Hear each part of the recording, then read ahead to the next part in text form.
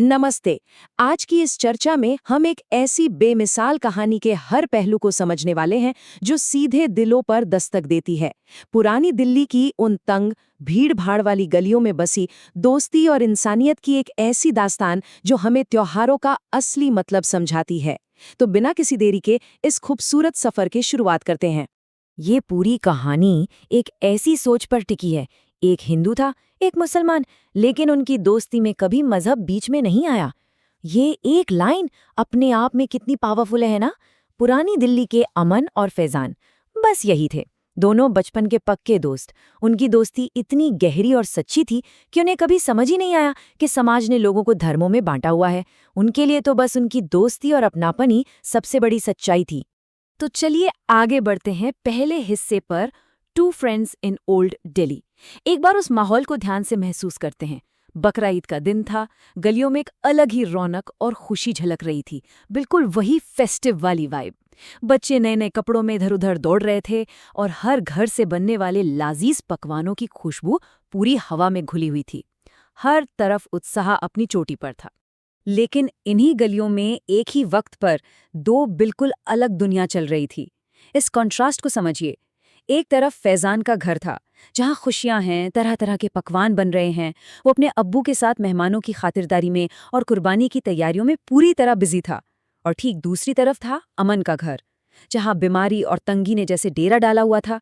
अमन के पिता काफी लंबा वक्त से बीमार चल रहे थे, जिसकी वजह से घर में पैसों की और सबसे बड़ी बात खाने तक की बहुत तकलीफ चल रही थी।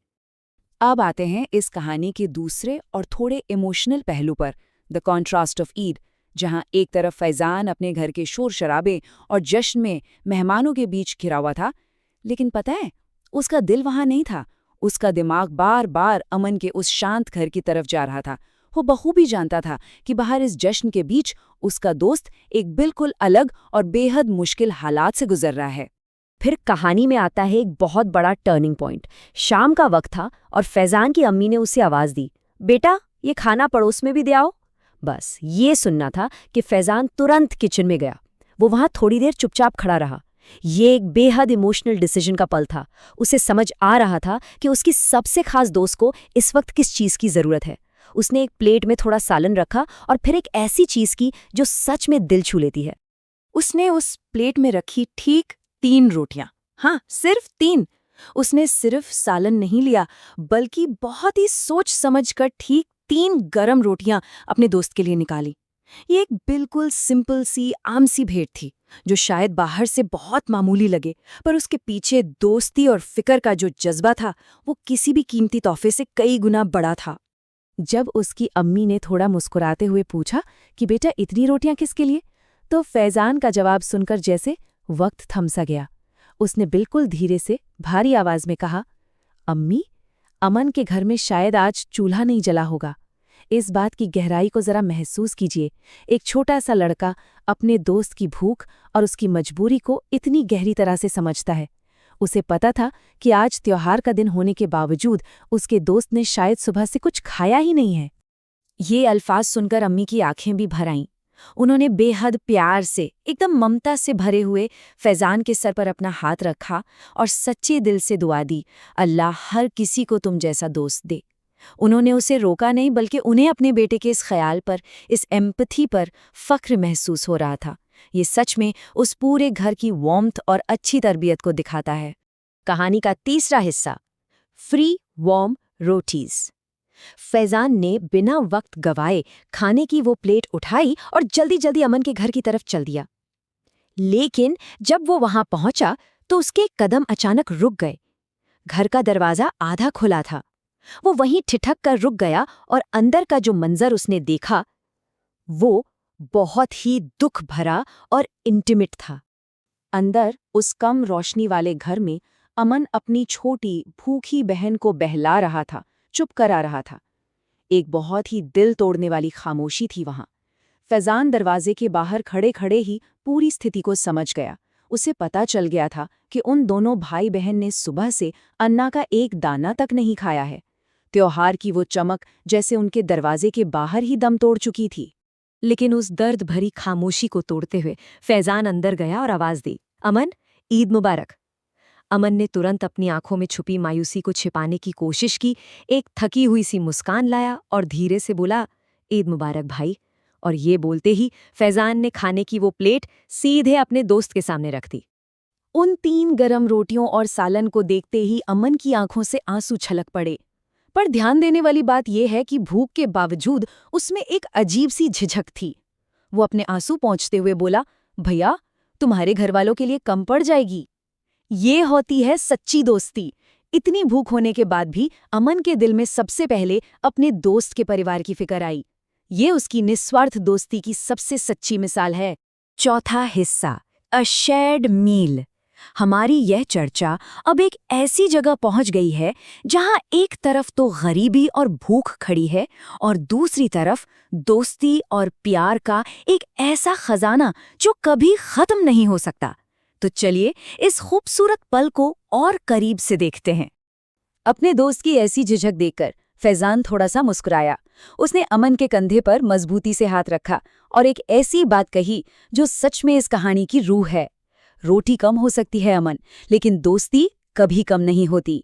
ये सिर्फ शब्द नहीं थे, बल्कि एक बेहद स्ट्रॉन्ग मैसेज था। एक यकीन था कि सच्ची दोस्ती फिजिकल चीजों की या कितना खाना है, इन सब की मोहताज नहीं होती।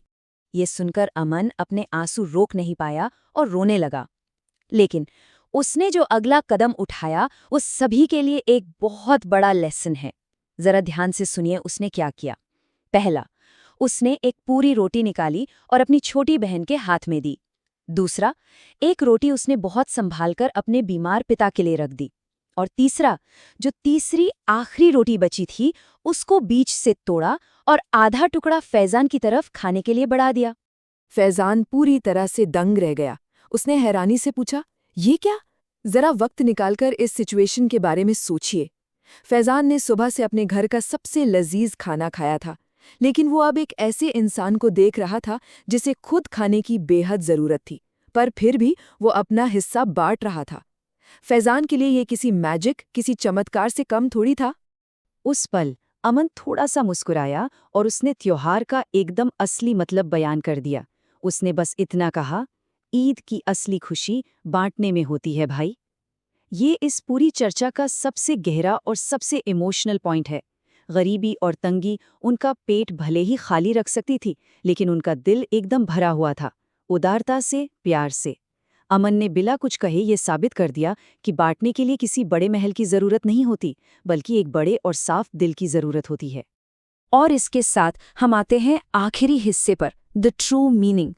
चलिए अब इन गलियों और इस छोटे से आंगन से बाहर निकलकर इस कहानी को थोड़ा ब्रॉड पर्सपेक्टिव से देखते हैं और इसमें छुपे यूनिवर्सल संदेश पर गौर करते हैं। उस शांत, कम रोशनी वाले कमरे में जरा सोचिए, आखिर क्या बांटा जा रहा था? वहां सिर्फ खाना या रोटियां नहीं बांटी जा रही थी, वहां मोहब्बत बांटी जा रही थी, वहां एक बेहद गहरा अपनापन बांटा जा रहा था, और सबसे बढ़कर वहां इंसानियत बांटी जा रही थी। वो 3 रोटियां तो बस एक जरिया थीं उस गहरे प्यार और उस अटूट दोस्ती को समझाने का। तो इस सारी दास्तान का सबसे बड़ा और मुख्य टेकअवे यही निकल कर आता है। बकरा ईद हो या दुनिया का कोई भी और त्योहार, वो सिर्फ रस्मों, नए कपड़ों या कुर्बानी तक सीमित नहीं होता। ये फेस्टिवल्स एक प्रोफाउंड कॉल हैं, एक पुकार हैं। ये हमें कंटिन्यूअसली याद दिलाते हैं कि आसपास के ज़रूरतमंद लोगों का, उन भूखे दिलों का ख्याल रखा जाए और इंसानी दिलों को जोड़ा जाए। सच्ची कुर्बानी तो यही है कि अपने अहंकार को छोड़कर दूसरे के दुख दर्द को अपना बना लिया जाए। तो अपनी इस चर्चा को अब यहाँ विराम देते हुए एक आखिरी सवाल यहाँ छोड़ना जरूरी हो जाता है। How can humanity and love be shed in everyday moments? Aman और फैजान की इस बिना किसी शर्त वाली निस्वार्थ दोस्ती से सभी को आखिर क्या सीख मिलती है? हम सभी अपने रोजमर्रा की जिंदगी में इंसानियत के इन छोटे छोटे पलों को आखिर कैसे जी सकते हैं? इस पर जरूर विचार करना चाहिए। ऐसी कहानियां ही दिलों को जोड़ती हैं। इस सफर में हमारे साथ जुड़ने के लिए बहुत बहुत शुक्रिया।